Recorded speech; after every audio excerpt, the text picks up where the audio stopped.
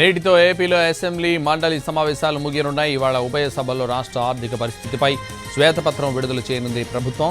అసెంబ్లీలో సీఎం చంద్రబాబు, మండలిలో మంత్రి పయ్యావుల వైట్ పేపర్ రిలీజ్ చేయనున్నారు. ఇక గత ప్రభుత్వం ఆర్థిక పరిస్థితిని అస్తవ్యస్తం చేసిందని టీడీపీ ఆరోపిస్తోంది. అటు భారీ ఎత్తున బిల్లులు పెండింగ్లో ఉన్నాయంటోంది. కూటమి ప్రభుత్వం చిక్కీలు, గుడ్లు నుంచి మొదలుకొని వివిధ ప్రాజెక్టులకు జగన్ సర్కార్ పెద్ద ఎత్తున బిల్లులు పెండింగ్లో పెట్టుకుందని చెబుతోంది. అటు చాలా శాఖల్లో సరైన ఆడిటింగ్ కూడా జరగలేదని చెబుతున్నారు ఆర్థిక శాఖ ఉన్నతాధికారులు.